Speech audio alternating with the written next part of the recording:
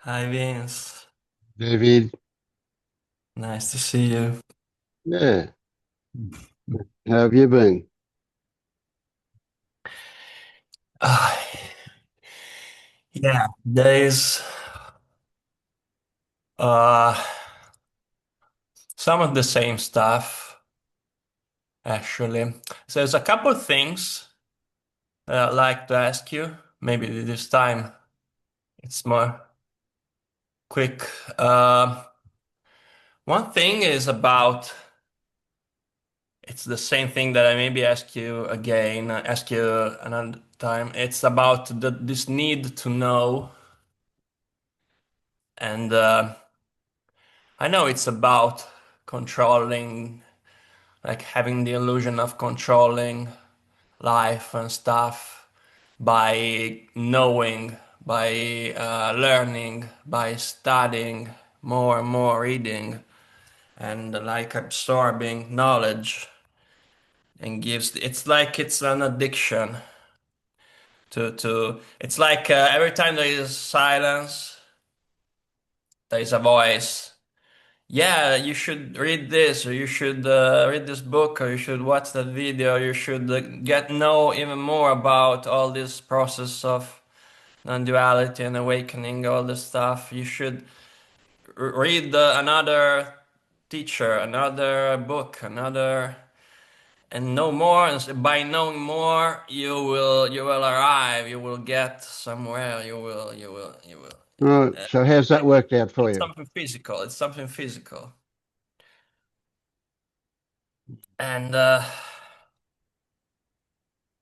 yeah, it's not really. It's because I know that it's just a distraction at some point. But also, yeah.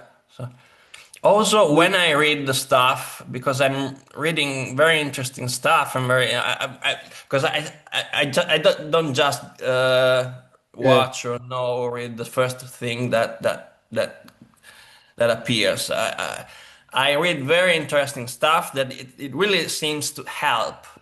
So it's hard because it really seems to clear something, like reading the next metaphor or the next example or the next experience of someone who went through this. It really seems to clear something, but yeah. I'm I sure. look, I remember that. That's yeah, but that's just your drug.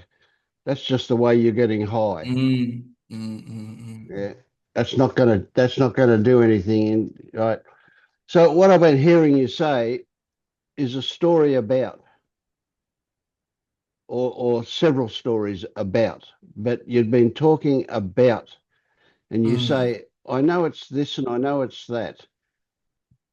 It's a story. Okay. Right? So what we've got is that that space Mm, between a story and an experience that we mm, need to mm, we need to cross over. We don't need to eliminate story. We just need to be able to experience what it points to. mm.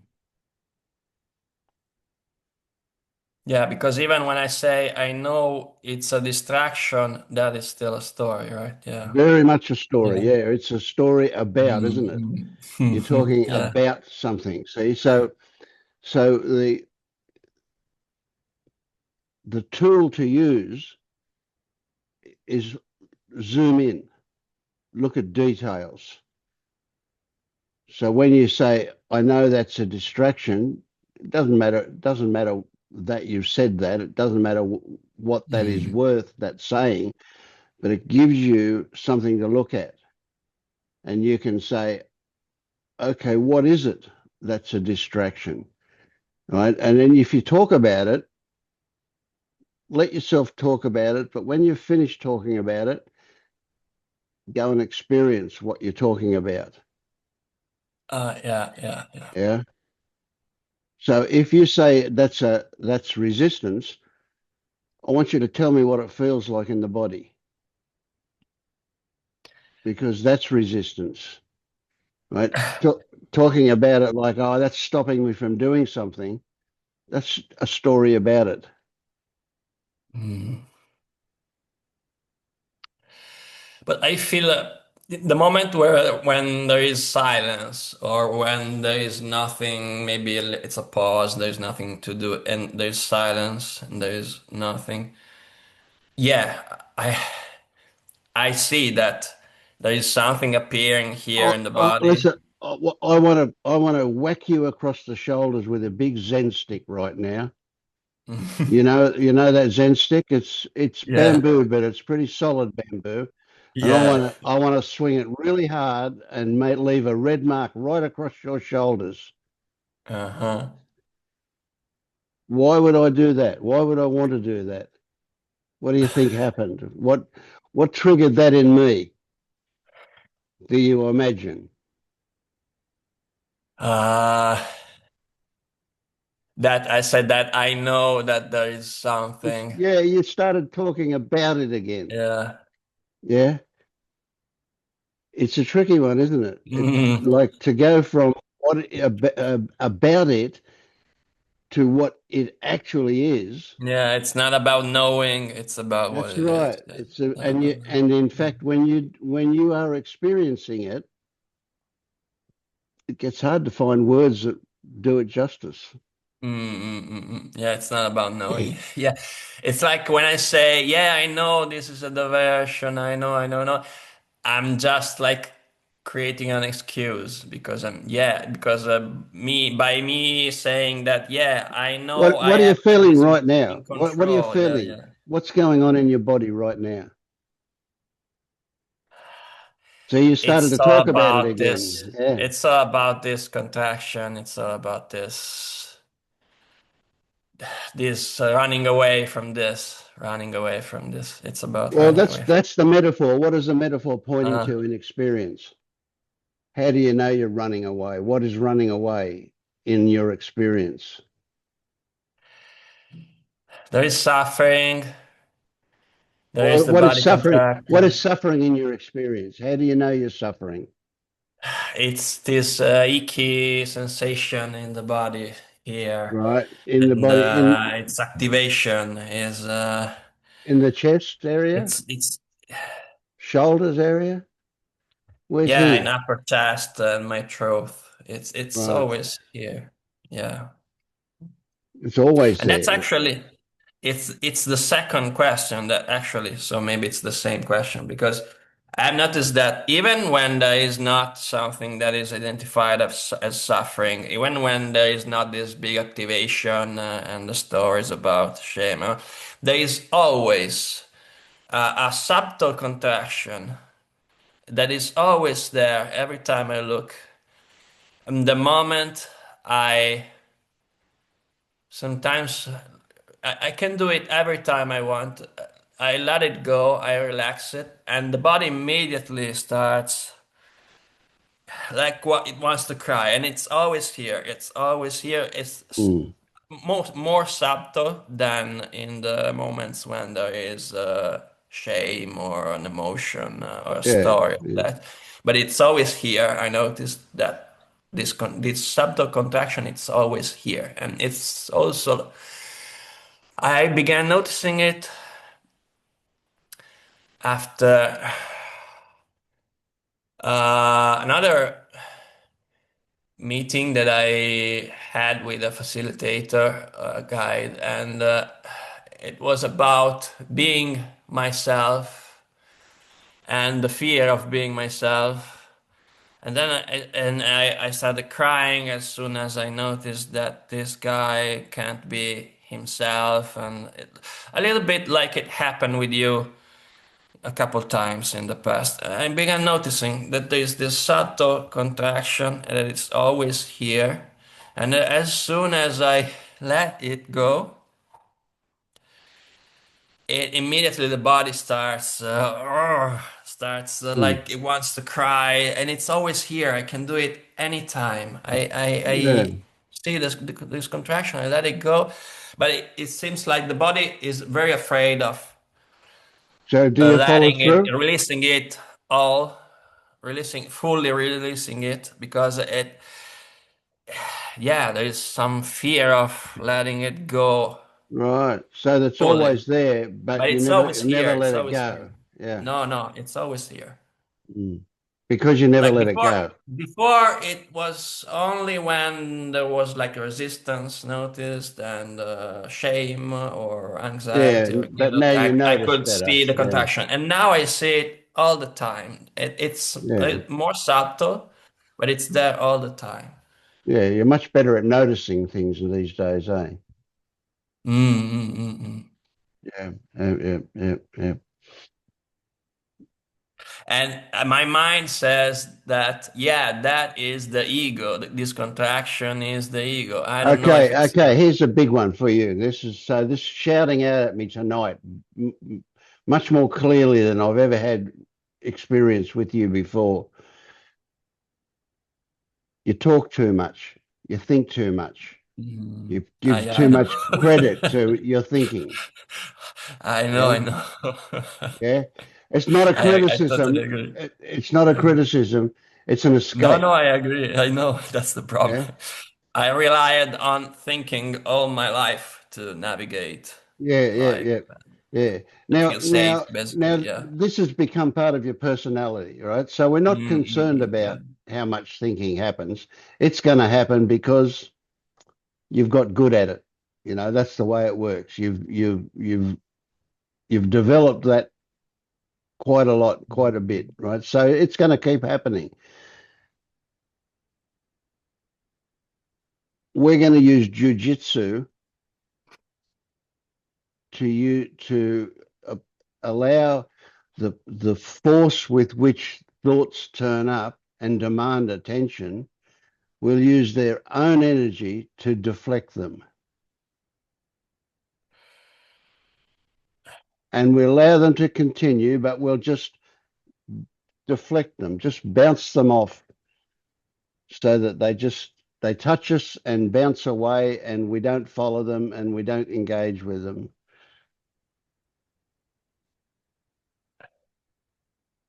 There is this thing that happens sometimes when I'm half awake in the morning. I'm still in the dark in my bed, and this thing that I do, it's like everything that appears, every thought basically. I say it's just a thought. It's just a thought. It no matter what it is, and Yeah, I feel that the body starts charging more and more. It charges more and more, and most of the time it's a pleasant sensation that appears. It's just a thought, just a thought. And the more I do it, the more these very good sensations appear. Then at some time I stop, but I don't know if it's yeah, yeah. something like that. What you had in mind?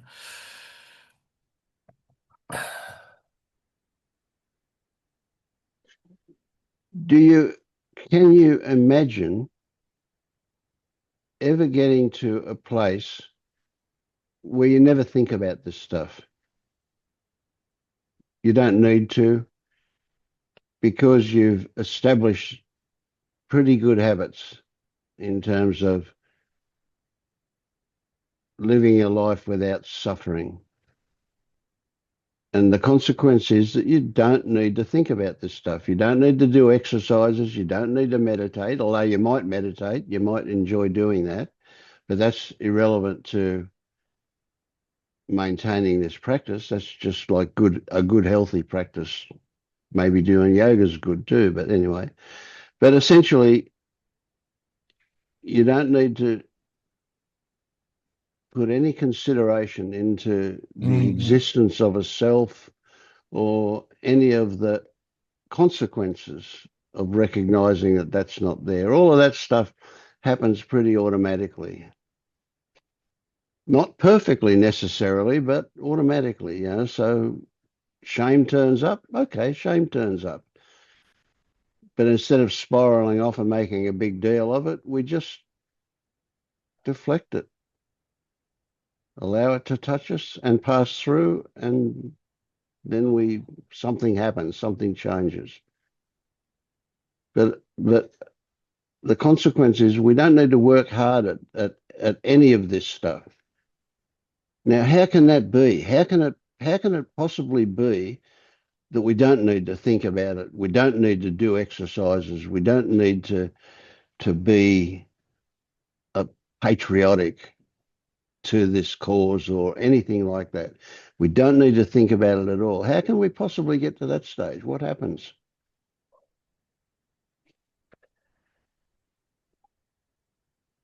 Yeah, it's letting go of this idea that there's something to achieve, that there's something to fix, that there's Exactly, something exactly. Now somewhere to get to. let's put that back around in a slightly different angle, right? So it's correct what you say, exactly right. But looking at it from a different perspective, we say there's nothing to get worked up about. Whatever happens, I don't mind because it happens. It's happened. By the time I become aware of it, it's happened. It's in the past. So I don't mind because there's no point in minding, but I don't mind. It just doesn't happen. Minding doesn't happen. And so what happens is exactly what's happening for you right now, Mm. whatever the current version of that is what will be happening for you. No different. Exactly what's happening right now. Except that consequences will be different.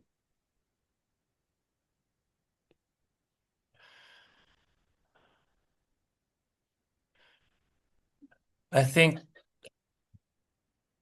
this is afraid of living without thinking, without because it feels scary, like Yeah, yeah. living I do. I get that. Yeah, yeah, without thinking. It's like living on yeah, an autopilot. This yeah, is afraid of living, of this idea of living with yeah. autopilot.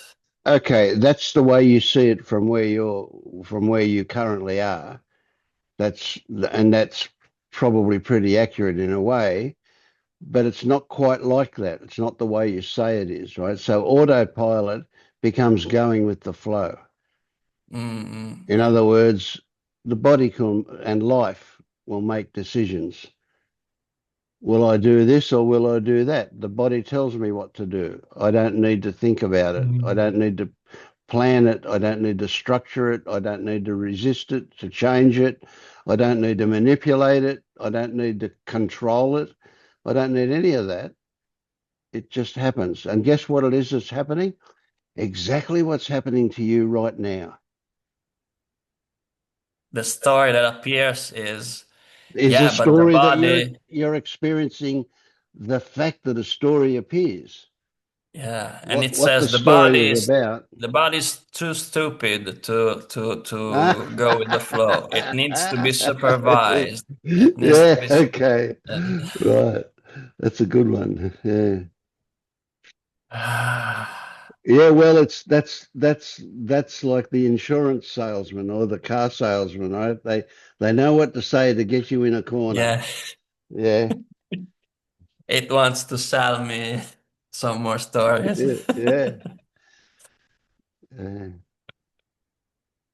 See, Oh, we're not it's only at this stage for you that I'm saying don't get involved in any story. Of course you will, and that depends on lots of things, but essentially you would consider your engagement. But in the future, we'll come back to thinking being a very useful sense to have. But we've got to destroy the cage that your thinking has created for you in the beginning.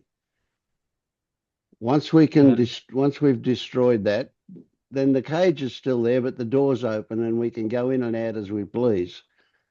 But we've got to destroy the lock on the door at least. So at the moment, I'm saying to you, don't believe any thoughts that you have. No matter how logical they sound, no matter how good they sound, they're just that salesman trying to keep in employment. Mhm. It's the same stuff because it says, yeah, it says you're not enough to live Yeah, yeah. without thoughts, to live Right, without right, stories. right. Now, Uh, you know what that it sounds like? plays on the same fear. It plays on the Yeah. same fear. So when you hear that story, what I want you to hear is blah, blah, blah, blah, blah, blah, blah. Mhm. Right? Because that's about how much sense it makes. Yeah. You know, I know it sounds rational, it sounds logical, it sounds good, and it might even be true, but that's irrelevant because the whole Mm-mm. purpose of the way it's presented is to get you to follow it, to believe in it, to invest in it, to live it out, to play the part. It's your script. Yeah. So if you start off with a premise that every thought is going to be filled with bullshit,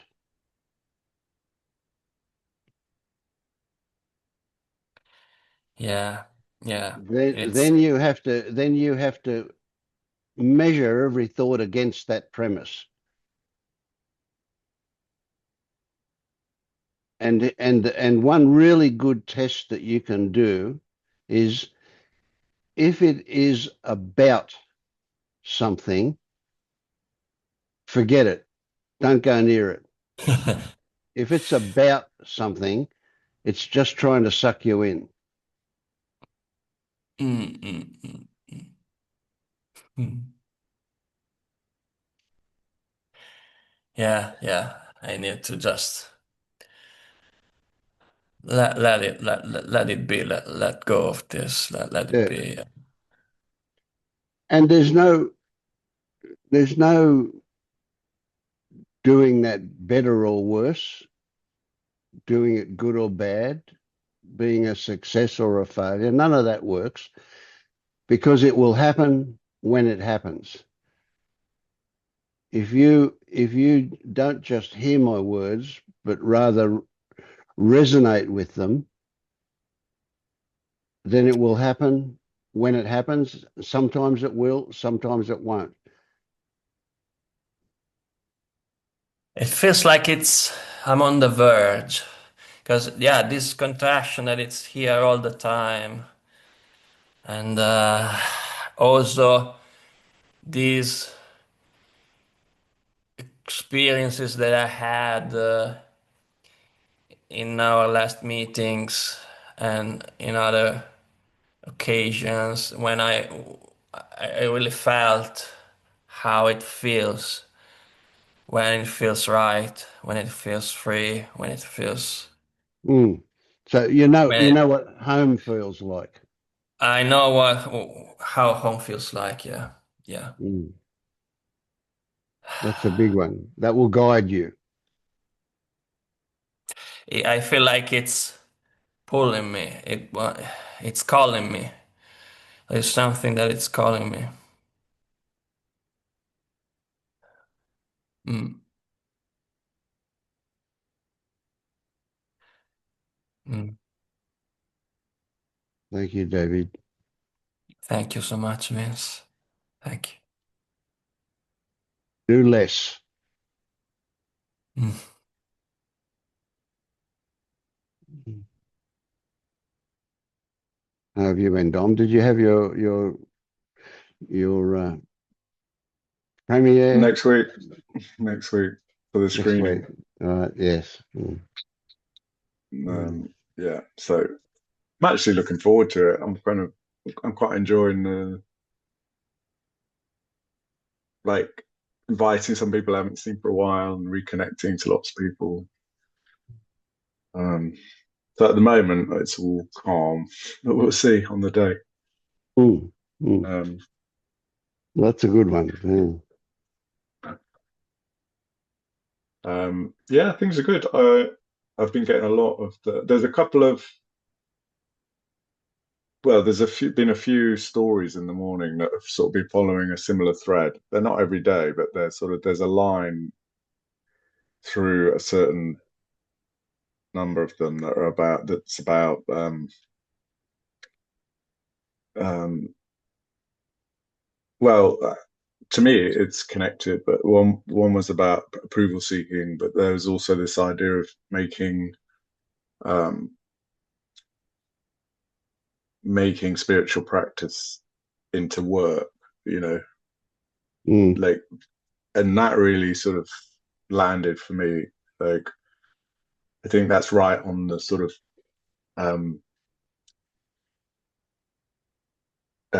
point of what I'm sort of Yeah.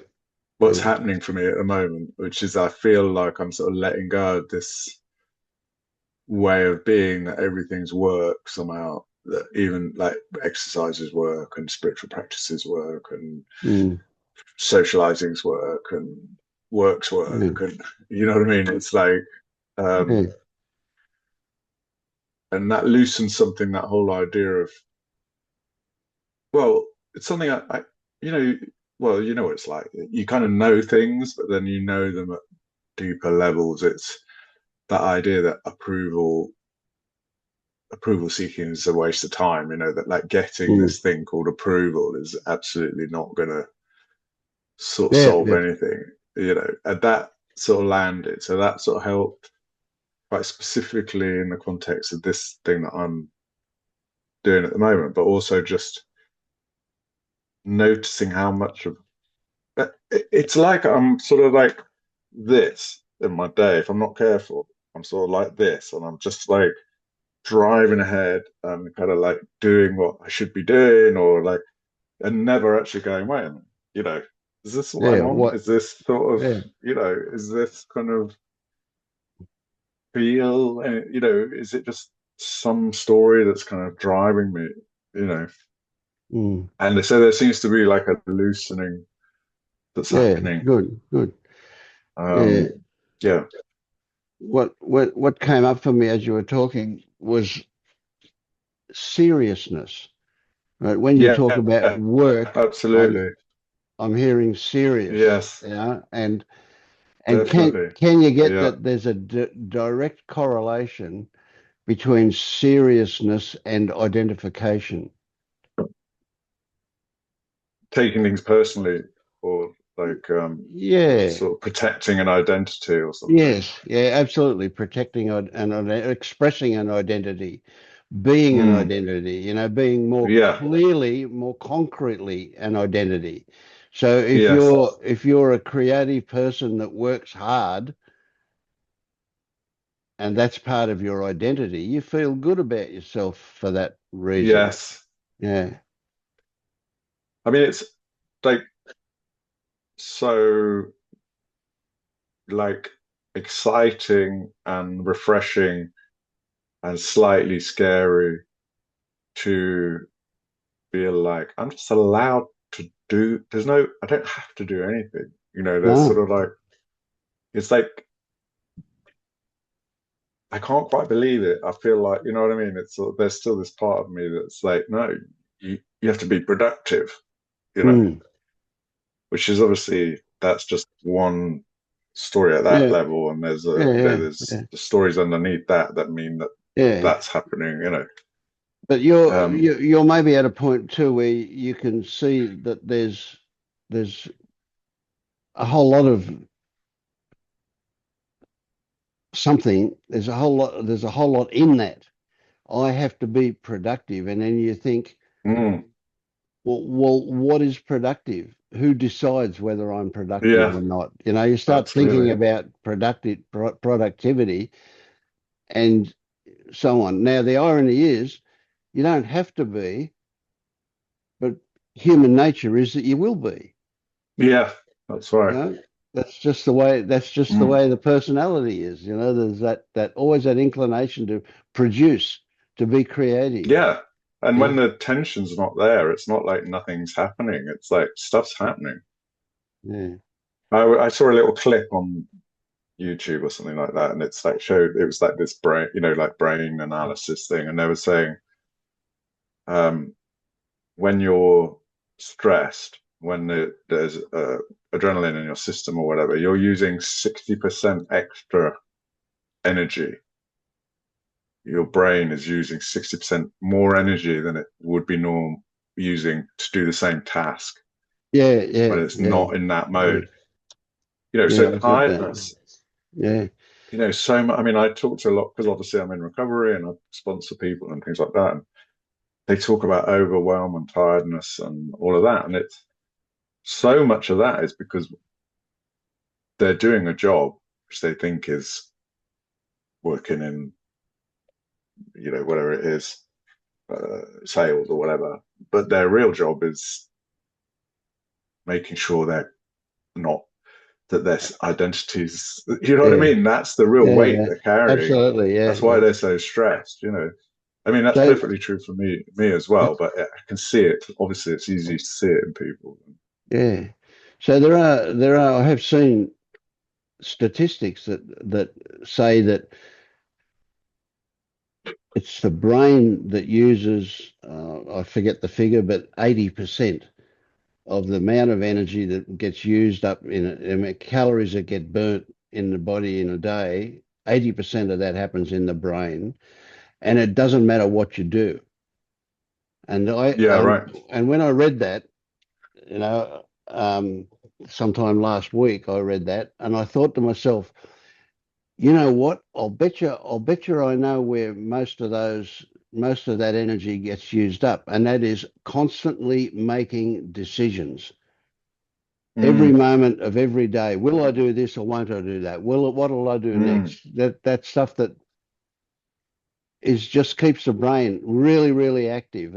We never get into, my I realize my wife says, "What do you want to watch?" We're watching about 3 or 4 different shows, and some of them we've got to wait till next week. What do you want to watch? She says, and I think to myself, you know what? It doesn't matter. It doesn't matter what I mm. watch. It's all rubbish. I'm just zonking out on it. I'm not, really, I'm just along for the ride. And I suspect that kind of level of relaxation, mental relaxation, is what we're talking about. So imagine how much energy we free up with this stuff when all of a sudden we're Yeah. not making decisions 50 times a minute. Mm, Yeah. mm. And also not like bracing against this kind of like Yes. Holding on some in kind of case. outcome Yeah. that it might be unconscious, but it's like I can sort of feel that in my body sometimes. I'm like, oh, I'm up here. You know what I mean? I'm like, because I'm Mm. sort of, and the brain is like in like a computer when it's whizzing. It's like Yeah. calculation. Which Especially is if just we dr yeah, if we're in protection mode or defense mode or whatever. Yeah, it's non-stop. um, so yeah, I'm sort of glimpsing moments of, and I've had it on like I had it when I had that little breakthrough a few months ago with you about the schedule thing, and that really shifted something. And I ended up doing like a mushroom ceremony, which I already had planned. I think it was a few days later. And my body was so incredibly open, and like it just wasn't holding on to anything. It was so blissful because it was just kind of, there was no effort at all. It was that completely clean. And I get little glimpses of that where my body just kind of is Yeah. sort of feels open, you know. Obviously I'm contracting again Well, that's still constant. quite a We're lot. in and out all the time. Yeah. Yeah. Um, but it's really nice to sort of, yeah, just to have that as part of the experience sort of thing. Yeah. So when you think that something stimulates one of the senses, or a thought which also turns up can stimulate that sense, the mind sense. and we respond to that, and then we have an experience as part of the response is an experience we have. But then we have another story about that, and then that produces an experience, and that then has another story about that, and so on. And this goes on all day, every day. And when we see that kind of process that happens like that, it just breaks the constant thing. Right? But what it means is, that we don't get lost in the second arrow stuff. We don't get lost in stories about how it shouldn't have happened, whatever happened, and the consequence of feeling bad about that, and then we don't want to feel bad, and so on, and off we go, and Yeah, this spiraling off. That's where the suffering is. That's what changes. So we tend to that's like, right. yeah, on the electric vehicles, they've got this braking system whereby when you take your foot off the accelerator, the electric motors, instead of driving, become driven by the momentum of the vehicle, which puts power Mm. back into the battery. So the electric motor becomes a generator when you take your foot off, and you've just got the momentum of the car pushing it along. So it's a little bit like that in the body. There's that natural inclination to just, when we stop exciting it, things just settle down, and it comes Mm. to a stop, or is ready for whatever turns up next. So there's Yeah, that the that image for me, flowing. like, yeah, the image is like being in a net, and sort of struggling and then getting more and more tangled and more tangled until you're completely like, and at some point you stop and it sort of releases. But while you're sort of Yeah, yeah, adding those extra layers, you're just getting more and more sort of like yeah, trapped, enmeshed. you Yeah, know. yeah, yeah. So not having that happen. So you discover you're in it. You just lay still, and then the way out becomes apparent. Yeah. Or you're quite I'm happy not to sort stay of, there. Yeah. yeah, I'm still getting to that point now because my meditation's changed now where I'm not doing formal sitting, but like, for example, had half an hour this morning till I needed to go out and I didn't really know what to do. Um, so I thought, oh, I just won't do anything. I'll just sort of sit and, and sort of semi lying down, not in a Mm. particular position or anything. And it was nice. A few things sort of bubbled up, and I realized I felt like cycling to where I was going, which I hadn't thought of. And it was, it was a meditation, but it just wasn't in the normal sort of mode that I would normally do, where it's like, Mm. right, Yeah, here we go, wasn't formal. Yeah, yeah, that's good. Yeah. Well, when you just keep this one in mind, the whole purpose of meditation is to realize, put that in bold and underline it in capital letters, to realize that it's just a happening. There's nobody there doing it. Mm, And when we're still and quiet like that, realizations happen. Things turn up mm, for you. Yeah. yeah, For me, there's a very strong correlation. I'm immediately looking at a water filter on a table over there. I see those things, and there's a kind of a certain objectivity when I look at them. But when I imagine the mirror and looking back at myself, it's the same objectivity that's here. And so there's mm, nothing is actually personal. It's all just conditioned right, responses. Yeah. yes, yeah, But it's not quite clear to say that's purely objective. It's just a more objective way of looking at things, mm, because it also I can look at it and it becomes a bit impossible to describe. But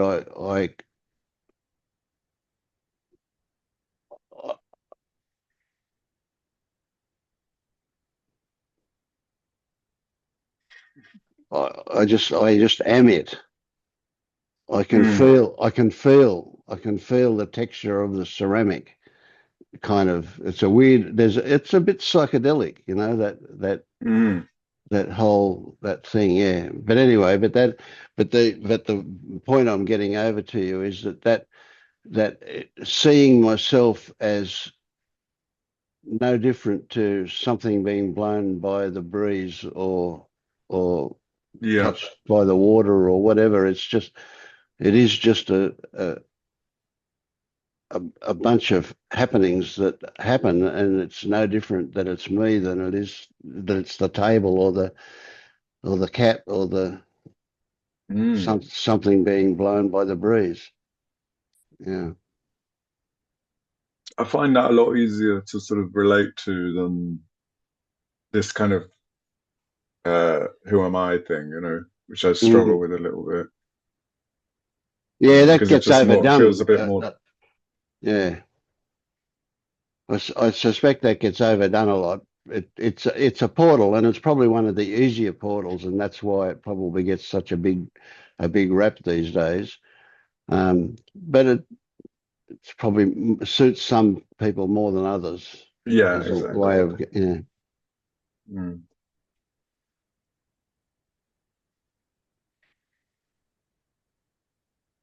So I'm quite astounded when I think back to the way things were for me. It was after that initial shift that I found myself at Liberation Unleashed, and they asked me, they were wanting to check whether I really had had a shift or not. And they asked me questions, and one of them was about the self. And I'd never even given any thought to there being a self or no self. You know, Mm. I wrote a blog for 12 months before I woke up, and I probably never mentioned self once in it, you know, until they asked me. And when they asked me, there was no hesitation, or it was a no-brainer. You know, I just saw straight away that all the self was a bunch of stories I had that I reacted Yeah. to. But you know, there was no actual self there.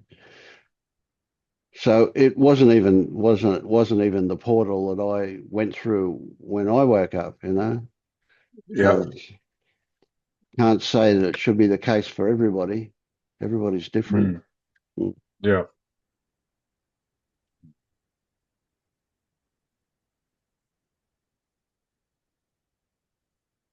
But see that you know, and when I say things like I woke up, see, it's wrong. It's wrong. It's all, to say something like that. You know, like all I could say was that was the first obvious door that opened for me, Mm. and there's been quite a few since, and I'm sure there's still lots. You know, Mm. so it wasn't like I wasn't awake and then I was awake. It was that a shift occurred, which then saw me look at things differently. And that Yeah. evolved. That's what the evolution of that. So it was quite different when I first to now. That's really different.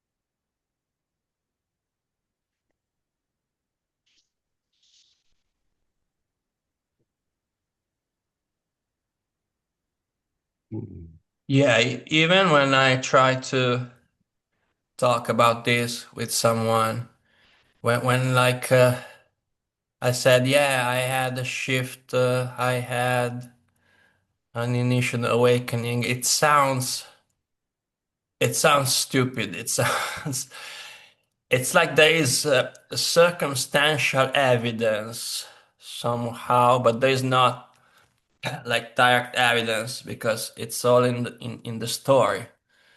There is a story that this me had an experience, but it still feels like something changed Mm. because but even in my memories it I can't it's hard to recall how it was before when this was fully involved in all the stories all the time and when they were believed all the time everything this voice said was believed. It's like falling from memory slowly, like I can't recall it fully. It seems like there has been some passage, like going Yes, through a passage, but all the stories that regard this passage are just stories, so you yeah, can't like yeah. pinpoint it. Yeah, I was thinking this a similar thing, maybe even the same thing, and that is that these days it feels like that passage. It feels like movement. It feels like there are shifts that happen, but they're not. They don't stand out. They're not noticeable as individual events because they're more subtle. But there is that constant. There is that feeling of constant movement. Yeah, yeah. I Yeah. was about to say that. It's a continuous passage. It's a passage that Mm. never stops happening. So And it takes no effort for it to happen. There's no requirement to make it happen. It just happens because that's the way life is. mm.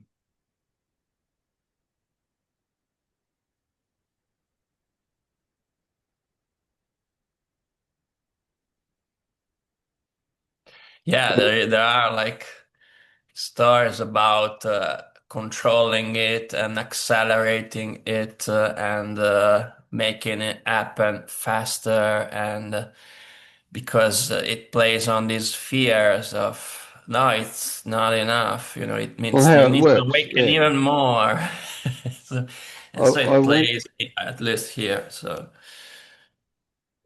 quite a few years ago now, many years ago, I went to a show and it was a stage hypnotist on the show. Now, I was a hypnotherapist for about 5 years. I did hypnotherapy as a job.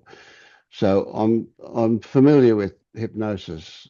Uh, Anyway, Cool. one of the acts that this stage hypnotist did was that he had these people put their hands against the wall, and because they were in a hypnotic state, he then told them that they were holding the wall up, Mm. and that whatever they don't let it go, or the wall will fall on them. And you watch those people, and they put every effort, every second of every moment of every bit of effort they had into holding that wall up. Right. And when he tried to pull them away from the wall, they got quite panicky. No, no, the wall will fall. We've got to keep it up. Yeah. That's what I see a lot of people in society doing. They're holding up, they believe they're holding up the wall. Yeah, that's a beautiful story. Yeah, yeah, I can see that. Yeah. It's the same like in Advaita Vedanta. They often tell this story of this woman who has this. a necklace, and she loses it. She can't find it, and then she realizes that the necklace is still on her. She just didn't know it. And so yeah, it's like nothing is different. It's just the Yeah, seeing, just the the way we see it. perspective, Yeah, the way you see it. Yeah, it's like when you have like your glasses on your head and you look around for your glasses. yeah. Where did I put them?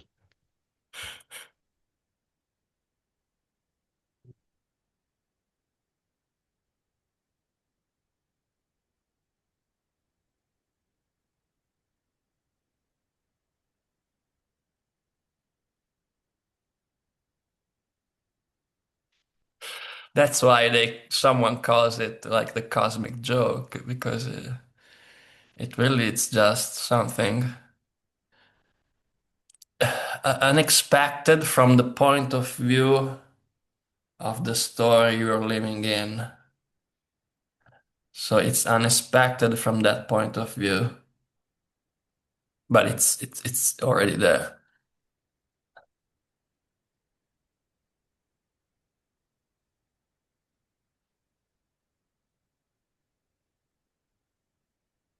I could say to every seeker,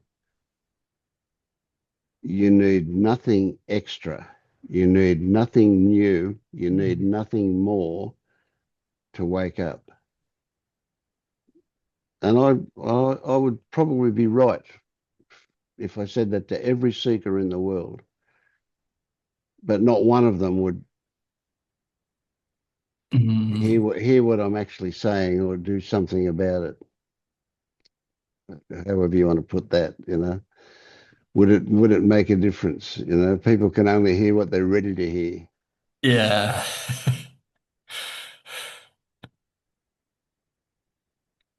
Even here right now, that okay, something shifted. You can say that I don't know, but it's like there are still parts here that there is still resistance here.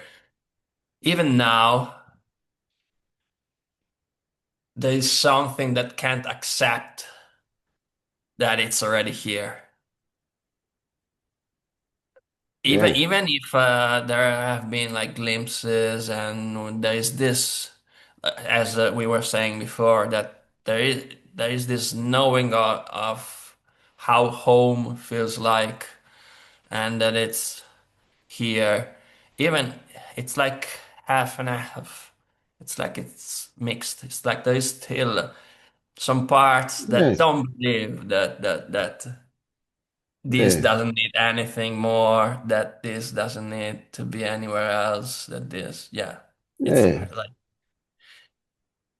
half and a half.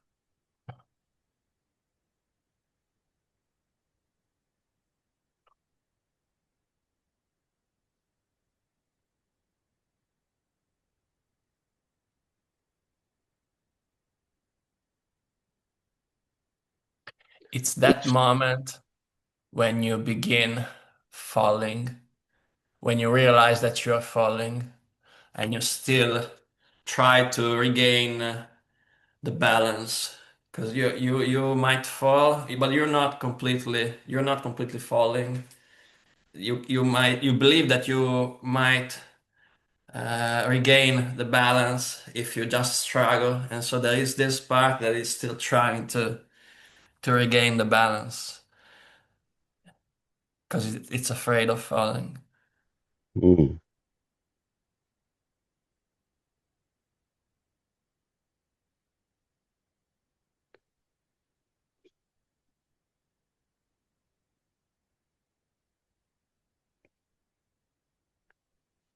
What's different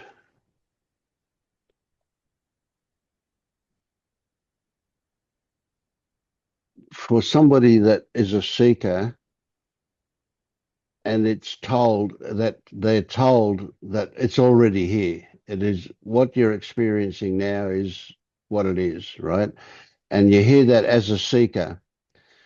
And then after awakening, you hear that and you go, of course, what's different?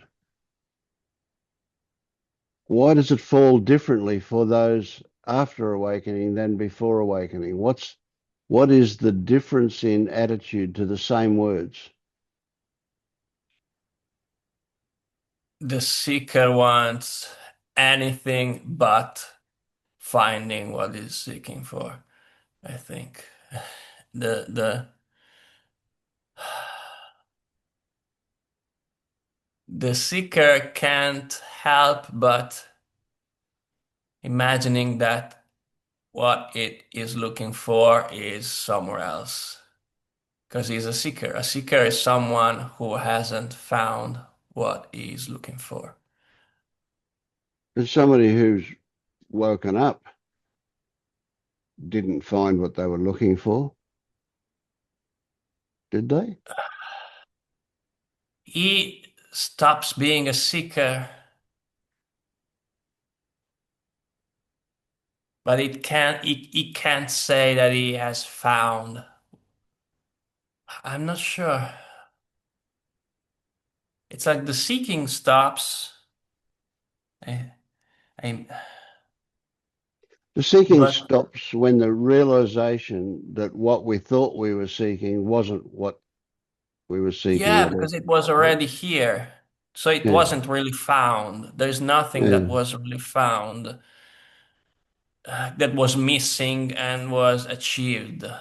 yeah, That was nothing somewhere else that the seeker went to, grabbed it, and then yeah, brought it here. yeah. So the seeker will almost always say So the something, mission of the seeker failed.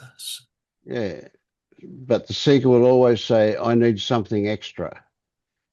Yeah, yeah, yeah,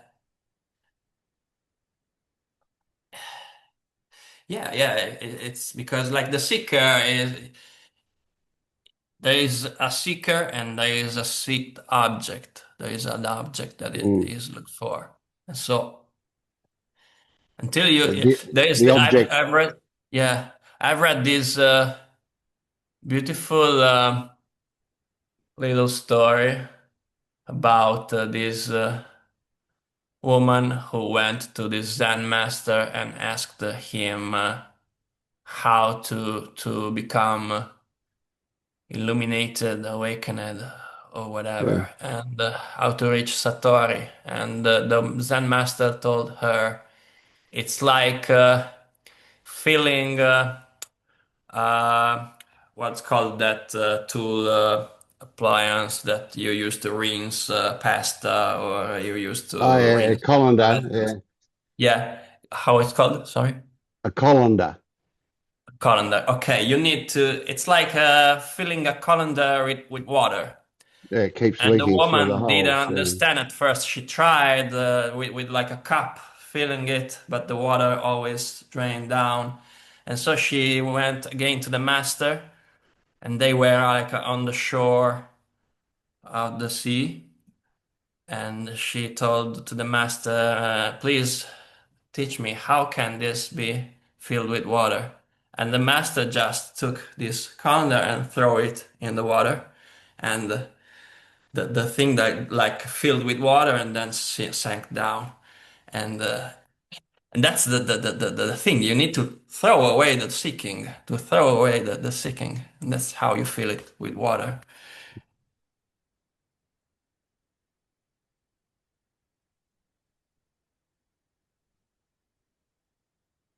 And you throw away yourself with the seeking because you throw away the seeker and what is looked for and what is seeked for. You throw away everything. how do you do that?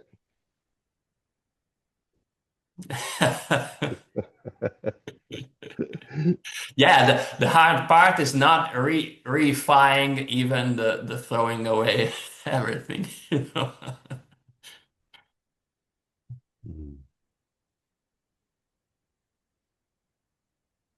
Yeah, there's a delicious irony in it. Yeah, yeah. The mind can take everything and transform it into a mission, into Mm. anything.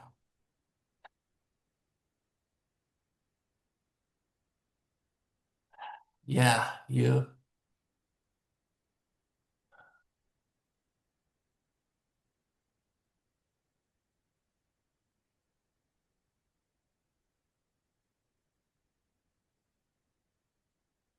Hmm.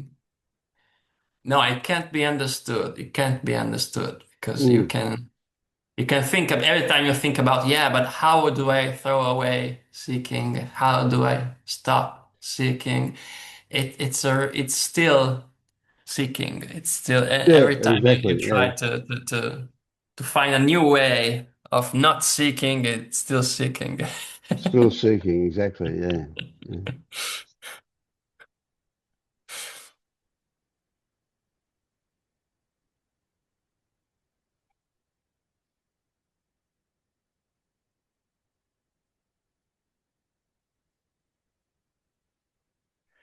Yeah, it's like an eye can't see itself, like Mm.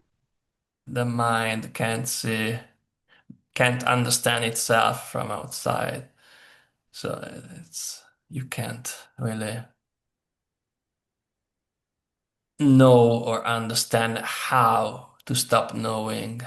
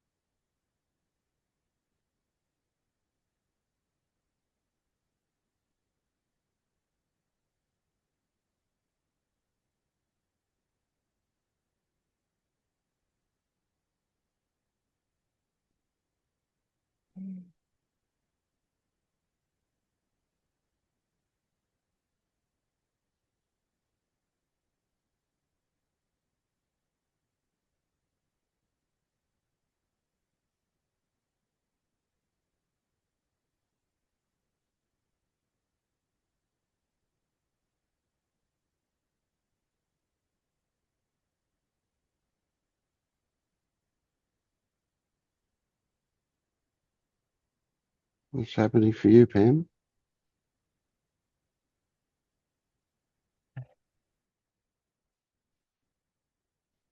Seemed like there was something pretty active going on for you. Yes, it was yeah. Um, this is the second time this has happened to me in a meeting where um it's just experiencing it. It's like, and the experience of it is just Overwhelming, I guess that. Yeah.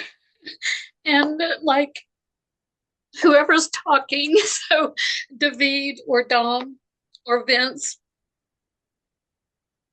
it's like I become, I can feel every, and it was just so enjoyable for the most part and just so just really cool just to be a part of it and listen to everyone and share and each person, each of the three of you were so different and and I just enjoyed it so much that it's like talking about it or putting into words was, you know, going to be the challenge. But I can see in David, I think um, there was when you were talking about him thinking too much. Of course, I could relate to that. I've always, that was my survival tool, learning to that beautiful mind, but I can tell so much when he goes into thinking, whether he's thinking about maybe translating to a different language for the words. I can see when he's in that mode. I can feel it. I can see when he's, and I think that last one that I just couldn't stop myself from crying about was because I could experience what he was experiencing, and it was just really beautiful. And I just, and I even found myself, sorry, Vince, but I even found myself like feeling like you, you know. So when you're talking, and I'm like understanding now why these meetings are so important to you. I sometimes there's a question about how does one man do that? Like put out so much content and be so open and there for so many others. And, these things that questions that come up. And yeah, and I could feel that as well. So thank you for that because it's there. And Dom, listening to him so much about, what the last story that was about the work. Yes, I totally was, I'm totally 100% get that. And everything being about work. But yeah, so that's the content as well. So really, that's all that was going on with me. Is that I Oh, that's just, great to hear. Yeah. yeah. So, and that's I think what makes me so appreciative of.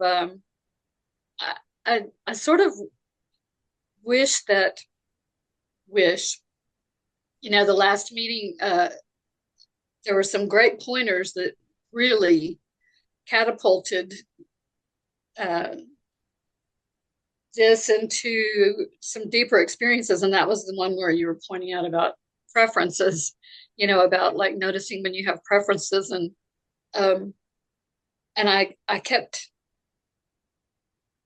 thinking about that with Dom when he was talking, because he kind of touched on that a little bit, but, just like this premiere, which I don't know what it's about or anything. I've heard him talk several times. I could just feel the excitement, and today I could feel the freedom and the release that he was experiencing in it, and the creativity that is just astounding, but also the enthusiasm. I could feel so many different things, but then what crossed my mind is because one of the things that I experienced after the last meeting when you and I were talking so much is like um, about acceptance, being accepted or being rejected, and an experience of both. And could I be okay with either one? And that was that was really mind blowing, if you want to use that term. So I was thinking about that with Dom, that here he's putting out this work, this brilliant dream or work, whatever, and Mm. that itself is a standalone experience of just uh, overwhelming experiences in all different directions, but also the one about whether it's accepted the way you want it to be or whether it's rejected the way that you fear it might be, and how either one of those are just a different side of the coin, either one Exactly. of Yeah. them, and are perfect, exactly as they are. So, yeah, Yeah. Yeah. Yeah. Perfect. Yeah. yeah.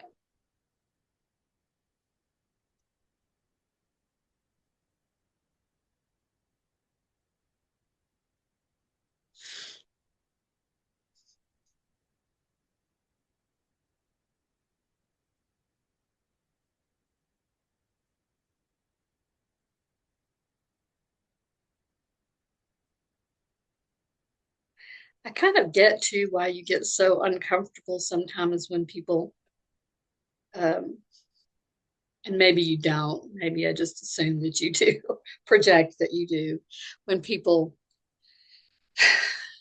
have heaping tons of praise and adulation for you.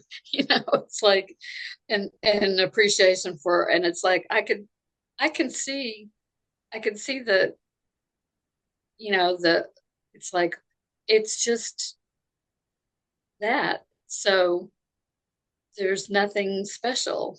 It's just that. And that that's, it's nice that you, but then people that do things like this, like you do, and there's so many that I feel so grateful for that do this now, because they're really putting themselves out there, because there's also a lot of other feedback that is given sometimes, I'm sure. I mean, I don't even venture to put myself that far out, because that's, even though I can accept it in bits and pieces, I'm not sure that I could, not comfortable enough with, like, okay, yeah, you hate me, you think I'm crazy, you think that I'm going to hell, whatever. It's like, yeah. Yeah, I I love the don't see little, any of that negative stuff. yeah. I mean, Well, doesn't mean it's not there, but I just don't see it. Yeah. that's nice. I'm glad to hear that. Hmm. Probably because you just wouldn't even recognize it if it was right in front of you, which is a good thing. Yeah, I had to say, yeah. So when people are praising me, I don't know whether I'm just telling myself a story, but what I feel good about the fact that they feel good. So if they're praising me, it's because they've got warm feelings and they're feeling good. And I can feel good about that. The fact that they're talking about some story about me is a bit irrelevant, because obviously it's their projection anyway.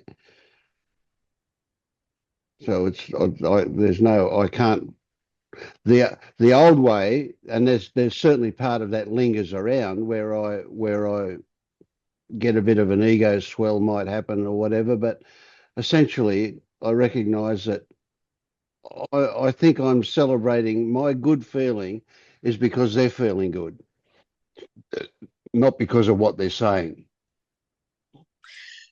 So, you know how when you were talking about like looking at something, I think you named an object, a water filter or something like that. I think when you were Mm-hmm. talking, you named something and you said you could just, when you look at it in this experience, and that you could even feel like maybe a texture, or Mm-hmm. I don't remember exactly how you worded it, or something about that object. And is that what's actually happening when, or is it just my projections? Like when I'm watching these people speak, and I just feel like I become them and can Yes. feel Yeah. everything. Is that what Yeah. you're kind of referring to? Yeah. So I mean, it was happening. It was this water filter over there. Can you see it on the table there? Oh, yeah, yeah. Yeah. Okay. Um, but I was focused on that. See, I wasn't feeling that about the walls or the other furniture. It was because I was focused on that. Now, in conventional terms, we'd say, well, it's imagination. But I did have some weird sensations that I was almost. It was like I saw. I This sounds really weird, I know.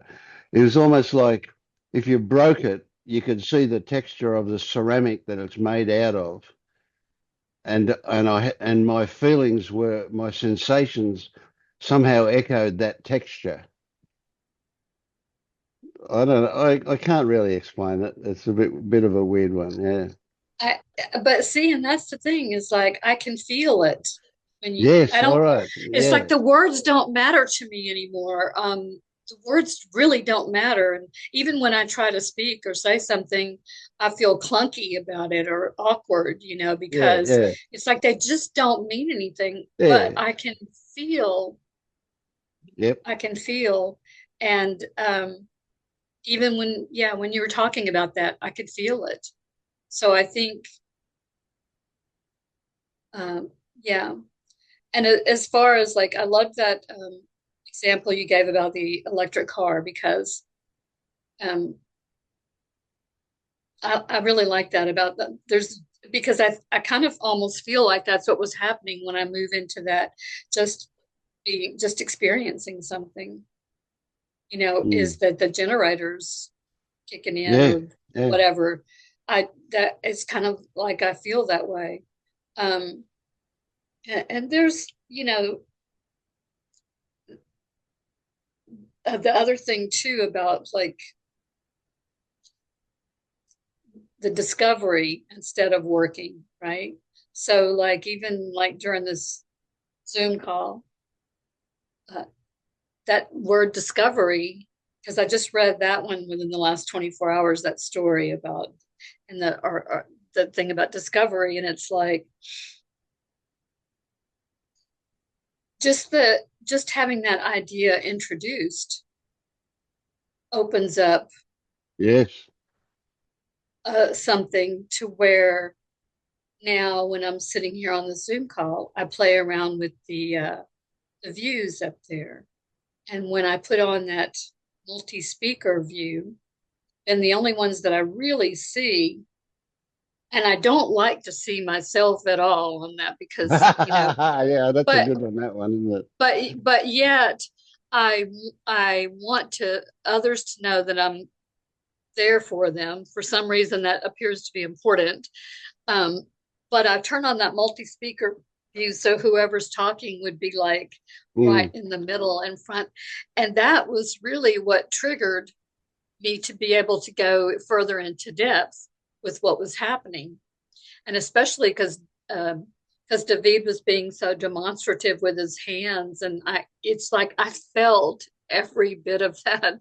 So it's just that's to me like the discovery. So just in the last Mm. 24 hours, I've noticed that as I move through whatever is happening, that now, because that was sort of triggered, okay, so I'm discovering, even when I'm, when there's something moving across that feels a bit like,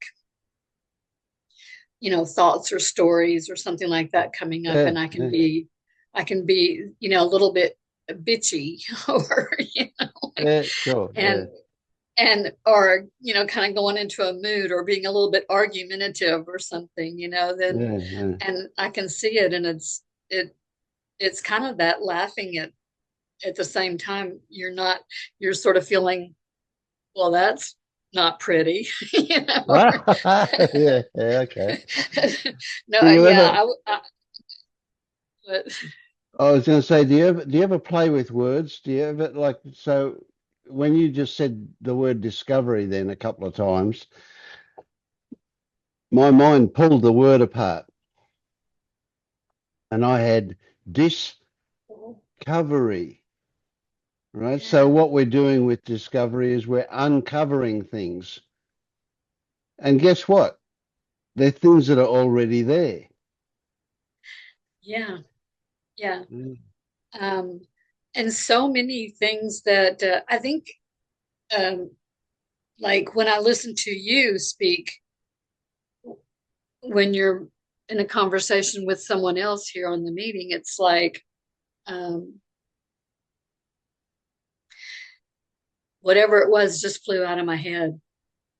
There you go. I It's know like, that one. Yeah. it's like there it went.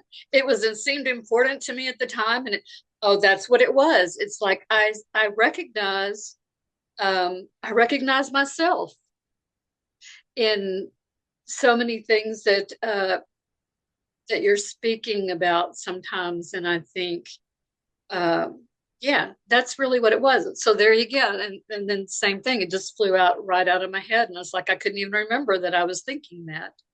Um, but experiencing, I think one of the gentlemen this morning was talking about, or maybe even it was you talking about, I think because you were describing the, even now the shifts or every time that word that you say waking up, I just get this big confusion. Like, I don't even know what the hell that means, and it's Me kind of like, neither. Yeah, what, yeah.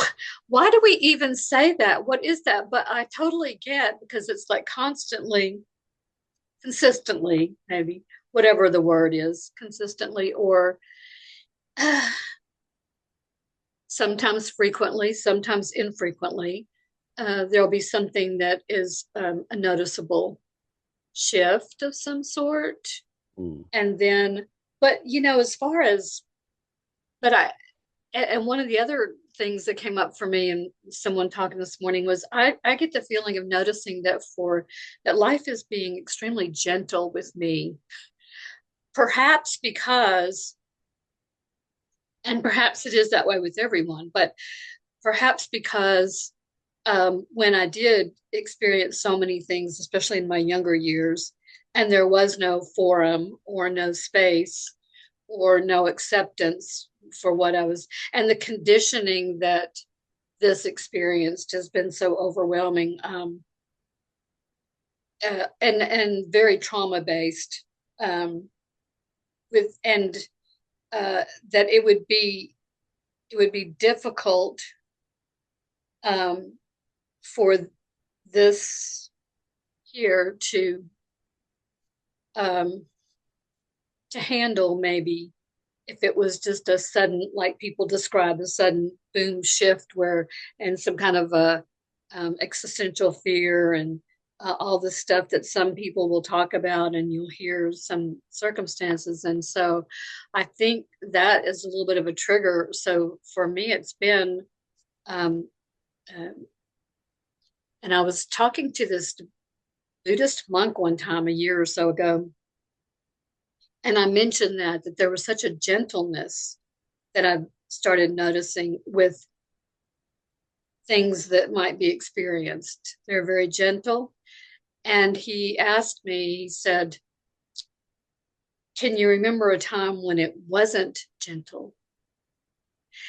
And I've never thought about that question, really. I mean, I thought about it in terms of trying to ask myself or whatever, but until just now, I never thought about it. And I'm not really even sure why that popped up in my head right now. That seems to be very important. Um, Other than the fact that I don't think it's a linear Mm. thing of boom and there you are, or oh, oh. Um, yeah, I just think there's gentleness, and I'm appreciative and grateful of that. And I know sometimes it comes up and people want to hurry up and get somewhere, and wake up or whatever. And sometimes there's that story, because for me it was like so late in life, but it's very clearly seen that the stories were so much of a priority for this one. The Mm. stories of achievement, accomplishment, survival, the story of being,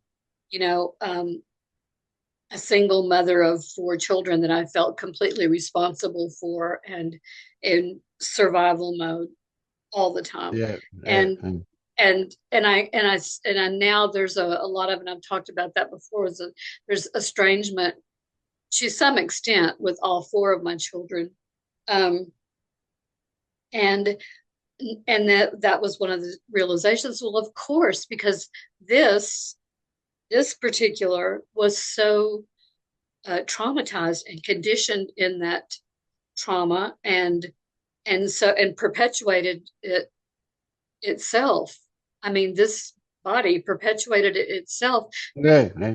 because the conditioning was it had to be done. I mean, it had to be done for me, for my children, for humanity, whatever, like treating patients, I thought that was really interesting one time in one conversation where someone noticed that, because I do kind of have a tendency to hold back sometimes when I see someone in crisis. I don't immediately swoop in Mm. and try to um, fix them or comfort even, but I think that came from years of conditioning, even as a doctor, because you you just the learning was that doesn't help. Mm. The times that really helped were the times when I could be exactly, when I could just be there for them and be empathetic, and the compassion, but not just compassion of saying, "Oh, I know how you feel. Of course you feel that." It's Sure, not yeah, that. yeah. It's actually just, it's a feeling of, and the times that I could do that were probably the most beneficial.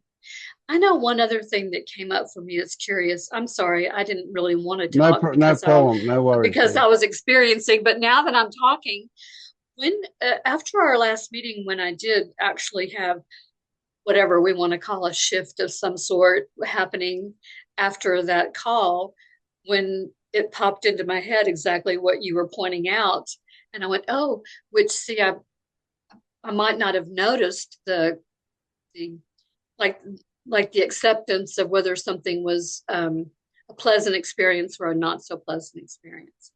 But and see, I had already forgotten where I was going, but it came back to me because it was a deep curiosity.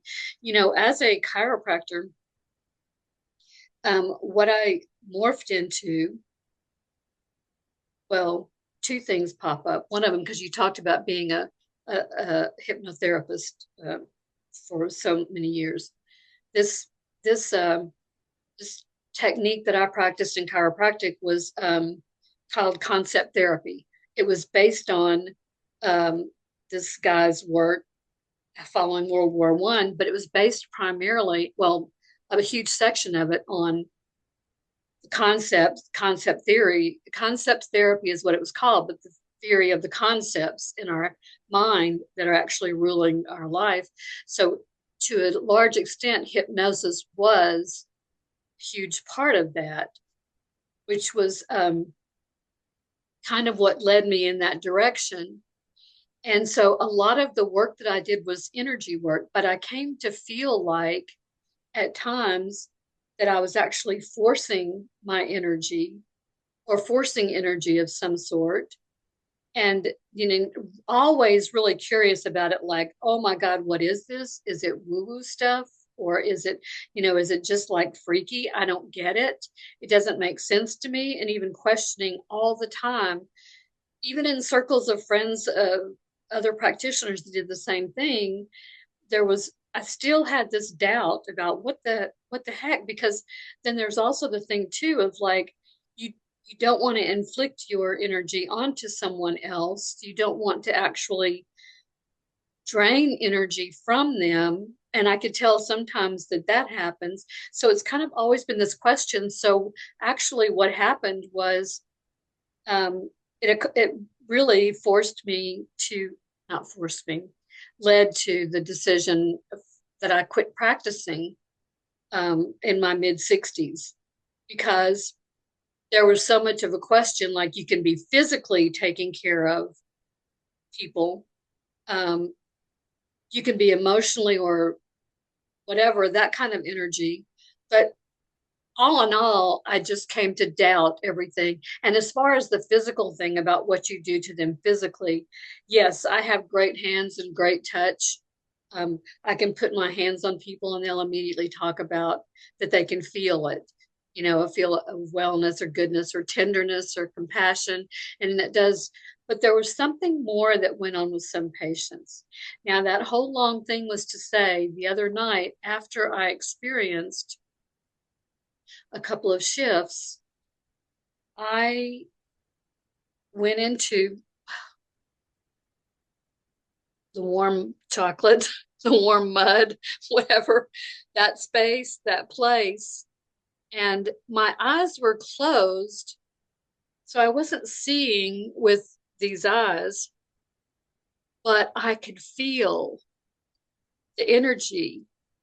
I could just feel like even a hard surface or a smooth surface had an undulation to it, you know, like Yes. a, Yeah. and I could, and that's very much like what I would feel when I would work on patients, not all patients, but some, but to a certain extent, that's kind of what the work depended on, is what you could feel. And so for all of those decades, I could actually feel the energy. And when it happened just the other night, I was kind of in that state of like, oh my God. So I've always felt that. I've always known that was there. That it's always was a natural skill, a natural ability. But because I couldn't find what I consider true scientific research or even validation from other people um, that experienced it, then I just kind of went, you know, filed that under my umbrella. But Yeah, I yeah, guess yeah. that's so. So is that something that is Yes. that's what? Okay. Yeah.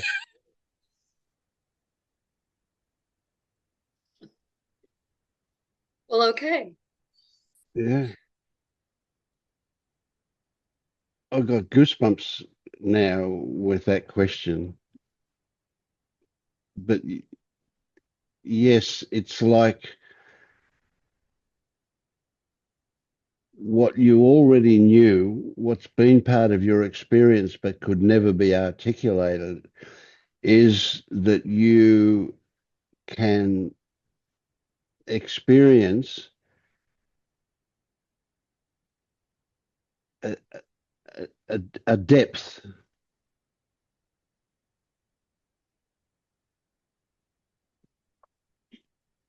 You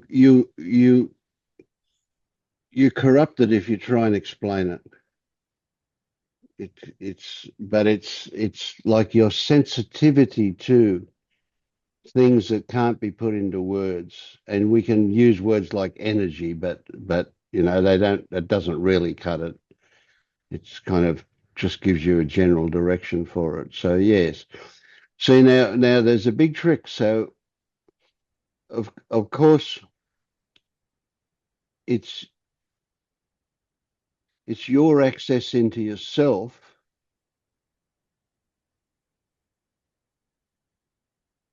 that makes somebody else feel heard or understood or whatever. So there's a really tricky thing, and that is that you want to get into your own experience, but you don't want to be overwhelmed by that. So what you feel, that compassion and empathy that you feel for your client, right, has to be their stuff, not your stuff. But the reality is that it is your stuff that you're experiencing, but your stuff that is synchronized with their stuff. So there's an interaction of your stuff and their stuff.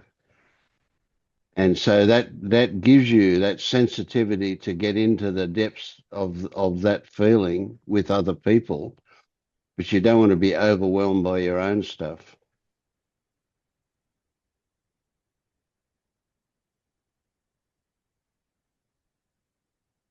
Well, how about that? Mm. Tricky stuff. Yeah. Well, it helps to realize that all those decades that I was going through, uh, that there was a certain amount of realness and truth and experience and most of the time, it was that synchronization you're talking about. I'm sure there were times that it was different than that, but there's not a memory of those because some of the experiences, and the important thing about those experiences were not that I had them, but that I shared them with the person. And sometimes on some occasions, not many, but on some occasions, it was hard for the person I was sharing it with to accept. And was even taken with not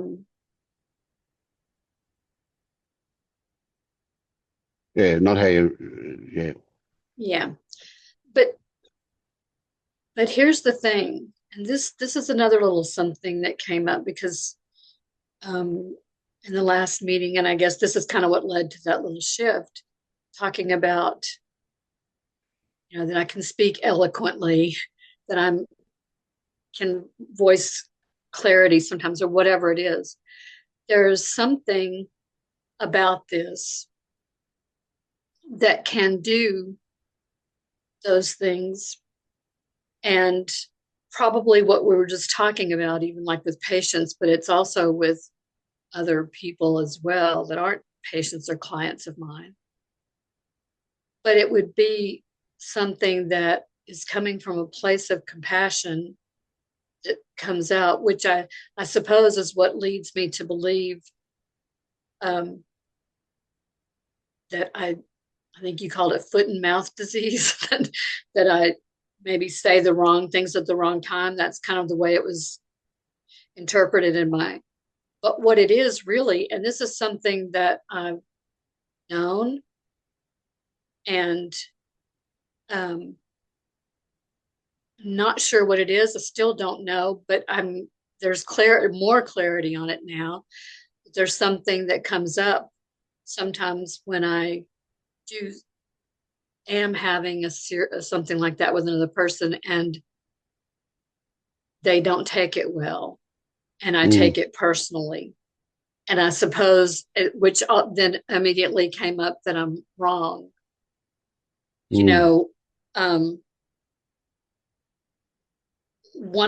One of the things that happened a month or so ago in one of your stories or whatever was a guided meditation that you did. I think it was something like that, where you went through an experience. Had someone tell them go back to an experience when you went through something, and I was totally into what was being said and where it took me. And on my father's deathbed, when I say deathbed, I'd taken him to the hospital for his checkup. He was in a research project for heart patients, and he wasn't feeling well, so I took him in, and they admitted him to the hospital for that day. And I was with his wife, my stepmother. And my relationship with my father was very difficult. Both of my parents were extremely difficult relationships for this one.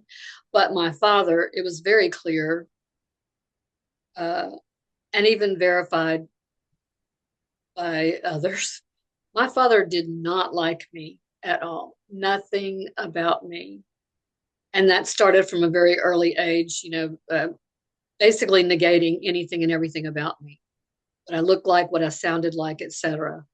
And just total disapproval from his perspective on this as a human being. And so, some people would say, oh, that's just your imagination. He's your father. Of course, he loves you. I don't know how I feel about that statement, but I do know that the man never liked me. Now, I think he was able to mask it at some point and sometimes, whatever. But on that deathbed, and I say deathbed because when I was going to leave the hospital, I was with my stepmother. My stepmother, well, prior to that, there had been something happening where my father asked me to help him sit up and take his shoes off. And there was a deep sense of compassion between us, something that I felt. And I almost would feel like whatever it was whatever. But then an hour or so later, as we were getting ready to leave, and he was already laying in the hospital bed, and we were just going to go and get some clothes for her to come back to the hospital. But she leaned down to kiss him and say, tell him goodbye, that she was going home. And then as soon as she did that, and she was holding his hand, and as soon as she stood up, I reached in to do the same thing. And my father had this was the experience that I got to relive through one of your guided meditations, because my father immediately got this look in his eye, like it was like he was shocked, and it was like he was facing the devil, looking at the devil, just looking straight in the face of the devil. That's what I felt like. And it shocked me so much because he pulled back, like he didn't want me kissing him at all. And the only other person in the room was my stepmother. I don't even know if she noticed it or not, because of course I never brought it up to her. But it has always stuck with me. And I got to relive that experience in this guided meditation and understand that it really wasn't about me.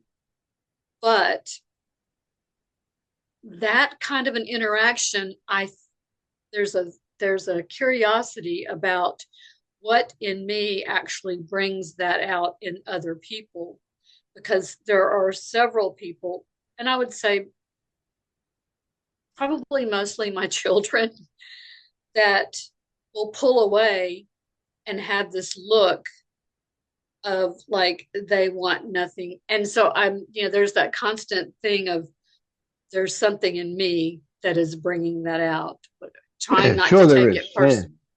Yeah, well, there is something in you, yeah, for sure. And what that is authenticity and openness and spontaneity. And those sound like good things to have, but for people who don't experience that, you're a threat. You threaten people's defensive, so they get very protective. So it's still got nothing to do with you. Yeah. You are the way you are. And are you gonna put on a fake persona so that they don't feel that way? Well, I do learn to smooth over the rough edges. I mean, my one daughter that I live in the same town with, who is the mother of the granddaughter that has come to be my greatest whatever trigger. Yeah. That particular daughter has said to me, Mom, I don't want to be around you, because whether you say anything or not, when you look at me, I know exactly what you're thinking or seeing. No, she doesn't. Actually, exactly what her words were more of. She said, I know that you see the truth in me. That's exactly what she said. Yeah. So she feels vulnerable, and she goes into survival mode and gets defensive. But what she says she sees in you is her projection. Yeah, I get that right? Too. But you have to wear that. You do that to people, some people. Yeah. It's not about you. You do it. It's just that the way you are does it. You bring that up with me frequently about compassion. And then sometimes after we have a conversation or you've said something to me about compassion, and then I walk away and I recognize a situation where I appear to be lacking compassion. So I kind of get that and realize that there is probably because I think that's the difference. You always have a tremendous sense of compassion. I see that clearly in every interaction I've ever seen with you. Even if you're confronting someone about something, there's such a little compassion. And I think that's something that perhaps because I felt like I was wrong or bad or doing something that needed to change, that um, that whatever was holding that energy was preventing the compassion or something. So it's interesting. Now there's a little bit of a twist there. Yeah, it is a very twisty one, that one. Yeah. Because you can't experience, and I'm not meaning you particular, I'm talking the generic you, the royal you, if you like, everybody. You can't experience for somebody else that which you don't experience for yourself. So for those who have compassion for other people, but don't have compassion for themselves, there's something funny going on. How do you know what Something funny. compassion is unless you've got it for yourself? But Yeah. we play this really funny game where we're critical of ourselves, but we have compassion for others. Yeah. It's a weird one. Yeah. So it's funny that because I think for all those decades, I kept putting, anytime something would come up where I would take time off to do the spiritual path or, whatever, then I would say, no, I don't have time for that. That'll come someday later when I'm retired or when I have time and I'm not having to worry about making more money or getting ahead, or all the accomplishments that I did. And I will call myself a total failure. And that's the funniest thing in the world when you actually look at the things I was able to accomplish and do. And yet,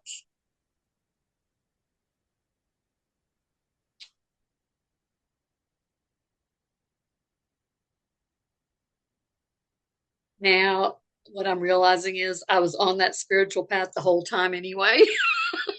Yeah. And here I was thinking I was avoiding it and whatever, and it was there the whole time. And so now it's just because I'm giving myself permission to say, okay, fine, now we're going to take a look at this, and it's already there. Okay, I don't know what that means. Someone's raised their hand. Go ahead. I am so, no, I'm not. I'm not sorry. Thank you. Thank you for this Yeah. wonderful conversation. You're very welcome. Yeah, that was it was you that raised your hand. Oh, I did? How do, oh, we noticed you have spoken, so we will lower your hand at three. Zoom is very smart now. If it sees my hand up, it'll tell me that I've raised my hand. Oh, because I was doing that. Yeah, yeah. Okay. Well, I didn't. Yeah, it's going to That's cancel it because fine. Yeah.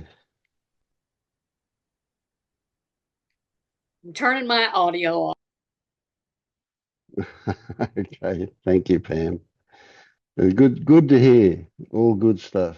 Yeah.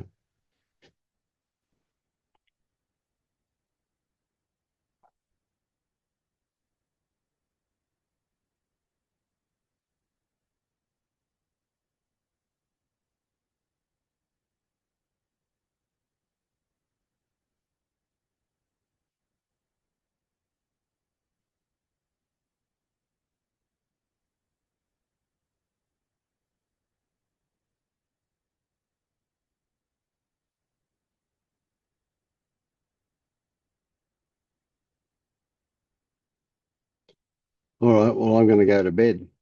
Seeing as how it's 10 minutes to midnight. Uh, yeah. Very Thank you good. so Thank much, you. Thank Vince. you. Yes. Thank you, David. Have a good night. Yeah. You too. Have a good day. Yeah. Yeah. See you, Thanks, Don. guys. Take care. Ciao.